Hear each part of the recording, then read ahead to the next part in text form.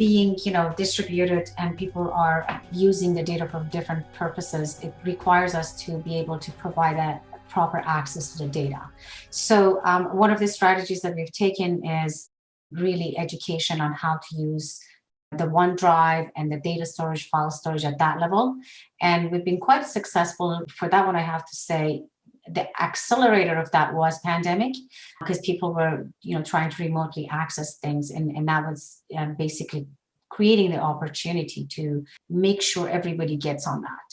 So that's one side of it. The other side is what I started to talk about the silos and systems being separated and not connected. So our strategy for the coming years is to create that enterprise data view and implementing a master data management. So this year we're evaluating vendors and integrated partners, and we're deep into it at the moment.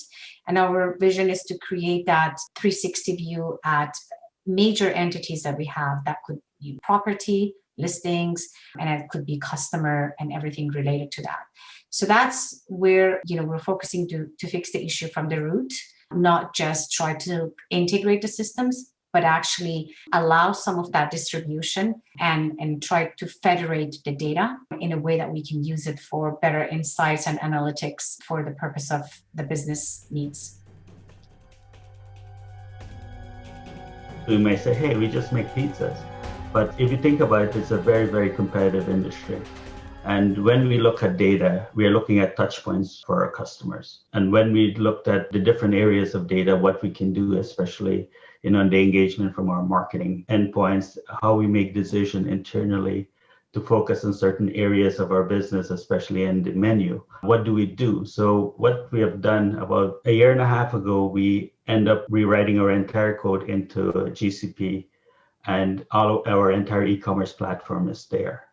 So that we use that for scalability. What we're doing now is we're looking at where our data resides and how do we expand and engaging our customer. Like we're looking at, where are the engagement touch points that we can push data to our customer. If we know that you come on our website and you're placing an order, how do we engage that customer maybe to add something else to their cart? So we're focusing a lot on the cloud to put our data in there where we can have a lot of scalability. And at the same time, how do we mitigate our costs? Because we're in GCP, it makes sense for us to maintain the same platform for us in terms of adding our data lake inside GCP as well. I don't know how you guys measure costs in your cloud, but we measure it with the egress and ingress. And if you're using multiple cloud, is the egress and ingress that costs how much it's costing you to run that data lake.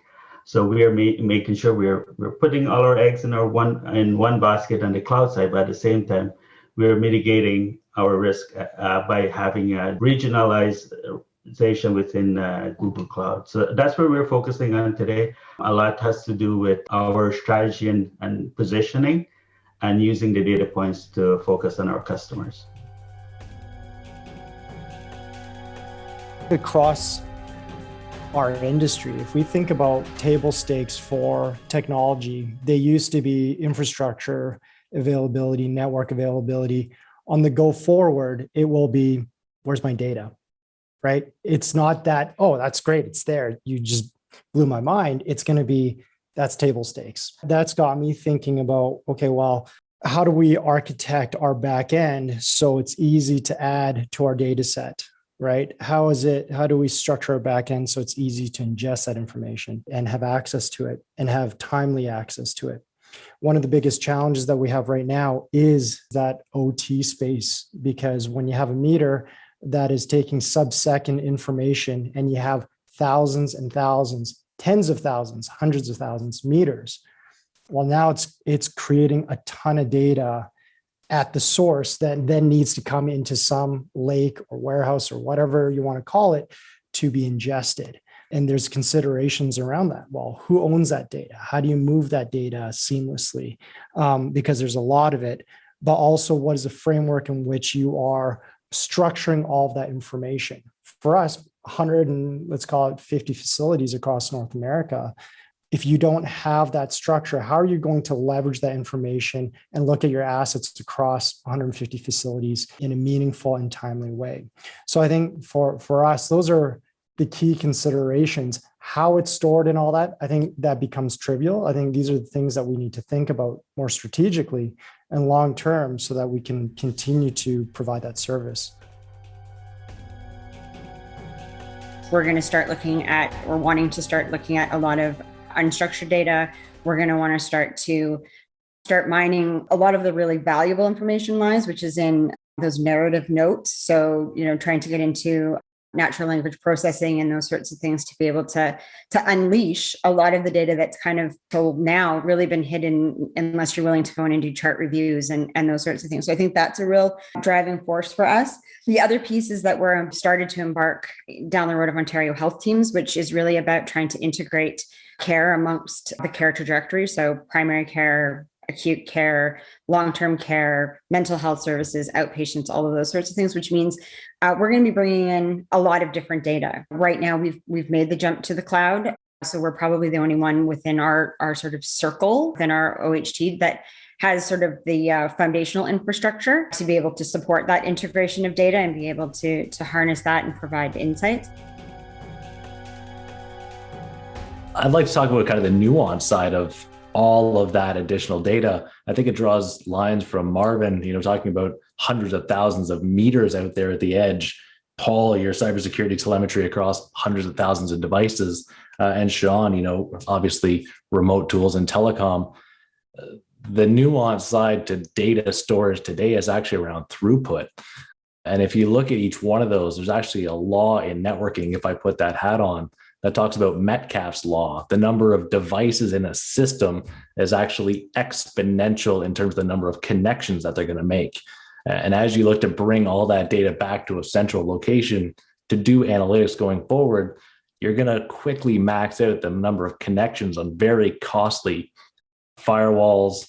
You have to manage all that data when it's there, very large systems whereby you've already got a tremendous amount of data out of or a tremendous amount of storage potential in those devices out of the edge, right? And so, Marvin, you hit it on the head. How do you move that data? And the conversations that we're having, the perspectives is pretty soon you won't be able to. It'll be so cost prohibitive. You need measures and mechanisms, intelligence in, the towers out at 5G or the devices at the end closest to that source data, which is making determinations to say, while this is interesting, you don't need to do anything, don't send that data back. Or perhaps this is interesting, let's make a decision and move and take actions at that edge. So the edge content intelligence and pushing that boundary to not need to bring it all, but still be able to maintain your ability to give insights, your ability to respond to threats, the ability to take actions on that, managing those policies centrally and pushing them out. Those are the conversations that we're having, even outside of just the raw storage size that we're seeing. Throughput and connections is very important. We need to protect our data not only for storing and keeping it and accessing it, it is also about transmission security. So there are two areas where we're looking in. So it is end-to-end security, which basically means during transmission, it needs to be protected. So what we've come up with a blockchain-based solution, distributed solutions on this, and we've kind of reached a time where it's going to be implemented. So that's what we've been working on over the last few months. For us as a company, there could not be a single point of attack where it can be stolen. And that's where the blockchain solutions have come in. So we're a smart and connected community company. So we take smart homes, connect them over a common network, and create a smart community. People who've known me a long time know I've been at this for probably almost 20 years. And I left my CIO position to start a company that does this work. And thankfully, we've been successful, as you heard, over 100 buildings operating. One of the cool things we're doing, though, is we're working with 4 universities across the country. And all the IoT data in the home, we're actually storing it in a data lake. And what we're doing is we're working with researchers across the country to create a standardization, where now what they're doing is adding health sensors on top of the smart home sensors, and then using our platform with AI to create assisted care technologies in the home. So as you can imagine, data privacy and all those points become extremely important. Now, what's fun about this, compared to, I think, being in the world where everyone else is in, the rest of you are all kind of like stuck with certain legacy systems. You don't get the chance to start from the beginning. And we get the chance to start from the beginning. So it's kind of neat. And a lot of those points had come out, like Ian was talking about edge. Yeah, we have to have a server at the edge, because if we don't have to take everything away from a site. There's too much data. How do we put some there?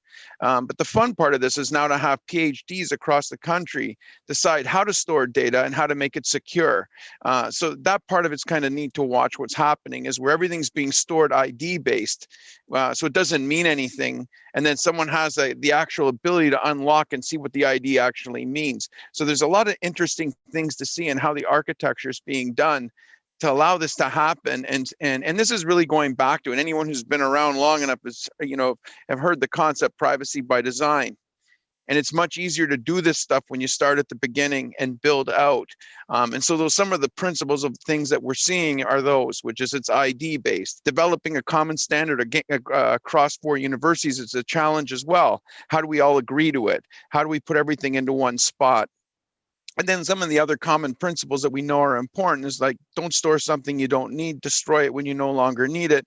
Really think about the purpose of why you're storing things. It's been fun. We're at a point where we actually have agreed to that data standard. We actually have started to act. And then what's happening is the researchers are using this data set and the smart home sensors, et cetera, with AI and developing assisted care technologies.